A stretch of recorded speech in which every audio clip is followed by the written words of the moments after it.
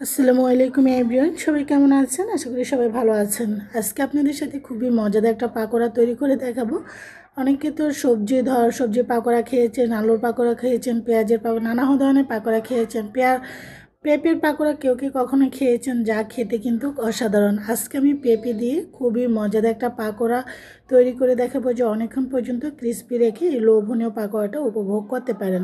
আশা করি সবারই ভালো লাগবে। চলে যাচ্ছি রেসিপির মূল পর্বে। আমি এখানে একটা পেঁপে নিয়েছি, বড় ছোট আসলে আপনারা পাকোড়াটা কী পরিমাণে বানাচ্ছেন সেভাবে কিন্তু আপনারা পেঁপেটা মেজারমেন্ট করে নেবেন। তবে আমি পেঁপের সাথে কোনো কিছু অ্যাড করবো না, জাস্ট পেঁপে দিয়ে বানাবো। পেঁপেটাকে ছিলে আমি অর্ধেকটা গ্রেট করে নিয়েছি। তবে গ্রেটার দিয়ে গ্রেট করে নিলে কিন্তু পাকোড়ার যে পাকোড়াগুলো অনেক সুন্দর হবে, দেখতেও ভালো লাগবে। তবে আপনার চাইলে ছুরি দিয়ে একদম চিকন করে কেটে নিতে হবে।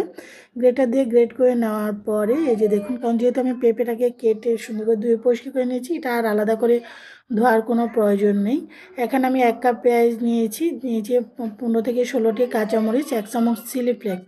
পাকোড়ার মধ্যে একটু ঝাল হলে খেতে ভালো লাগে, তবে এটা অপশনাল। আমি এখানে 1 চামচ চাট মশলা দিয়েছি, 1 চামচ হলুদের গুঁড়া, 1 চামচ লাল মরিচের গুঁড়া, স্বাদ অনুযায়ী লবণ, 1 চামচ আদা এবং রসুন বাটা। এখানে আর বাড়তি কোনো কিছুই দেওয়ার দরকার নেই। চাট মশলা বা যদি আপনাদের বাসার চটপটি মশলা বা হালকা একটু গরম মশলা যে কোনো তিনটার একটা দিলেও, বা ভাজা টালা জিরার গুঁড়াটা বা পাঁচফোড়ন গুঁড়া যে কোনো একটা দিলেই হবে। দিয়ে যা সুন্দর একটা ফ্লেভার আসার জন্য বা মেথির গুঁড়ো অ্যাড করতে পারেন। প্রত্যেকটা জিনিস আমি মিক্স করে নেওয়ার পর এখন বাইন্ডিংয়ের জন্য আটা দিচ্ছি।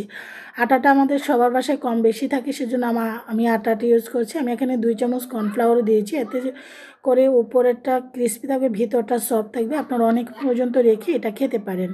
আর কর্নফ্লাওয়ারটা না দিলেও চলবে, আমার বাসায় ছিল দেখে আমি দিয়েছি। আর আপনারা এখানে চাইলে ভেষন, চালের গুঁড়া, তারপরে এখানে ময়দা দিতে পারেন। তবে একটা টিপস দিচ্ছি, কখনো যদি পাকোড়া যারা নতুন বানাবেন সবসময় বাইন্ডিংয়ের জন্য অল্প পরিমাণে দেবেন। প্রথমে কিছুটা দেওয়ার পরে আগে দেখবেন যে বড়াটা সুন্দরভাবে পাক হচ্ছে কিনা, তারপরে কিন্তু আপনারা বাকি ইয়াগুলো আটা ময়দা যেটা মিক্স হলো, অতিরিক্ত মিক্স করলে কী হবে, এটা কিন্তু সুন্দর কিন্তু হবে না, মুচমুচে হবে না, নেতিয়ে যাবে। তো আমি কিন্তু সব মিক্স করে নেওয়ার পর চুলা আগে থেকে তেলটা বসিয়ে রেখেছি। তেলটা একটু গরম হয়ে আসার পর এক এক করে পাকোড়াগুলো দিয়ে দিয়েছি। তো পাকোড়াটা আসলে যে ছোট বড় একেবারে ছোট যে যেরকম সাইজের পছন্দ সেরকমভাবে বানিয়ে কিন্তু খেতে পারেন। এখন আমি পাকোড়াগুলোকে এক এক করে উল্টিয়ে দিয়েছি। নিচ সাইডটা খুব সুন্দর একটা কালার চলে এসেছে। আপনার চাইলে হালকা ফ্রাই করে কিন্তু নর্মাল ফ্রিজে 1 সপ্তাহ রেখে দিতে পারেন। এরপরে তেলটা গরম করে আবার আপনারা ফ্রাই করে খেতে পারেন। তো এখন এইভাবে করে সবগুলো পাকোড়া আমি উল্টিয়ে দিয়েছি। খুব সুন্দর একটা গোল্ডেন কালার অলরেডি চলে এসেছে। তো আমার কিন্তু পাকোড়াগুলো ভাজা হয়ে গিয়েছে, আর বেশি ভাজবো না, অতিরিক্ত ভাজলে কালচে হয়ে যাবে। ঠিক এরকমভাবে করে সবগুলো পাকোড়া ভেজে আমি একটা সার্ভিং প্লেটে সার্ভ করে নিয়েছি। আমি একটা সার্ভিং প্লেট নিয়েছি, সার্ভ করে নিয়েছি। সুস্বাদু আমি এখানে মেয়োনিজ দিয়ে পাকোড়াটা সার্ভ করছি। আপনি যে কোনো সস বা চাটনি বা সালাদ, পেঁয়াজ সালাদ এগুলো দিয়ে করতে পারেন। আমি এখন একটা খেয়ে আপনাদেরকে দেখাবো। সুস্বাদু এই পাকোড়াগুলো আলহামদুলিল্লাহ অনেক মজা হয়েছে। সবাই ভালো থাকেন। আল্লাহ হাফেজ।